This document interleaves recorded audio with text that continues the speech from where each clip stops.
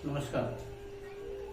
आप देख रहे हैं आपका अपना YouTube चैनल प्रयास मंत्रा, और आज हम आपके लिए एक नई वीडियो लेकर के उपस्थित हैं और कोशिश है कि आप इससे लाभान्वित होंगे।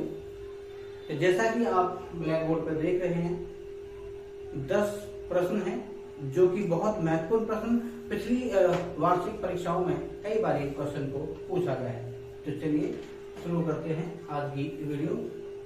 वाक युद्ध, वाक कहते हैं बोल मुंह से। वाक जो युद्ध है, वाक से युद्ध। वाक यानी कि हम इसे ये मान लेते हैं कि मुंह से जो होने वाला युद्ध है उसको हम वाक युद्ध कहते हैं। से तो किससे? वाक से। तो से जो है वो कर्ण में आएगा, कर्ण तत्पुरुष में। कई बार आप देखते हैं कि सिर्फ मुंह से बोल बोल करके लोग लड़ाई करते हैं, उसे वाक युद्ध कहा गया, यानी केवल मुंह से बोलकर। अगला क्वेश्चन है यज्ञ वेदी। यज्ञ, यज्ञ के लिए वेदी।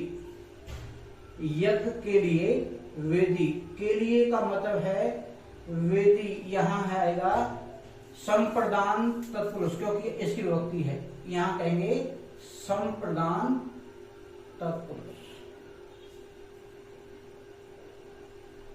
क्योंकि क्रिया किसके लिए की गई? तो यहां यज्ञ के लिए क्रिया की गई, वेदी है। आगे है उल्का। उल्का का पात, उसको चलिए आगे है पुरुष सिंह। पुरुषों में है सिंह, पुरुषों में सिंह। सिंह मतलब यहां ताकतवर से है, तो इसको कहते हैं अधिकरण तत्पुरुष। किसमें? पुरुषों में, और में विभक्ति चिन्ह है तत्पुरुष का। आगे है षड रस। षड कहते हैं 6 को। 6 रस में खट्टा, मीठा, तीखा, चटपटा, कसैला और तेलीय जो है वो 6 रस होते हैं। तो 6 रसों का समूह ये द्विगु समास में। अगला है क्वेश्चन वीणा पानी। वीणा है पानी, यानी हाथ में जिसके, यानी वीणा पानी कहते हैं माता लक्ष्मी जी को और माता सरस्वती को। अगर ये दोनों जिसका, जिसके, जिसकी ये विभक्ति चिन्ह दिखाई देंगे तो हम देखेंगे ये बहुब्रीहि समास होगा, बहुब्रीहि। नेक्स्ट है परम है जो अणु। परम को कहते हैं दीर्घ या बड़ा। अणु मतलब एटम, और जो है परम इसका मतलब बड़ा, तो उसको कहते हैं परमाणु। परम है जो अणु, और है जो लगा, इसका मतलब है कि ये कर्मधारय समास होगा।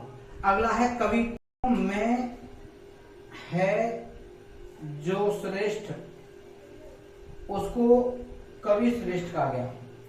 अब यहां कवियों में है जो श्रेष्ठ, यानी कि कवि श्रेष्ठ माना गया है।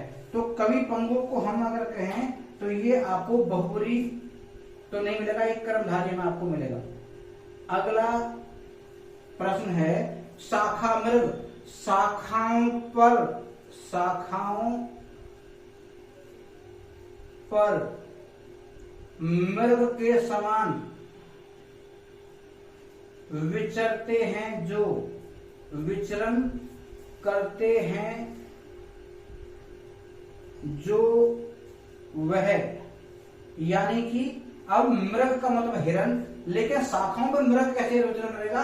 ये वानर के लिए कहा गया है। वानर है तो उसको कहा गया है शाखाओं पर मृग के समान विचरण करते हैं, यानी घूमते हैं जो वे हैं वानर। और ये होगा तो बनेगा बहुब्रीहि। रघुकुल शिरोमणि। रघुकुल में मणि के समान है, मणि के समान हैं जो वह, यानी कि रघुकुल मणि के समान है, मणि के समान है। आएंगे भगवान श्री राम, तो श्री राम आएगा तो ये होगा बहुब्रीहि।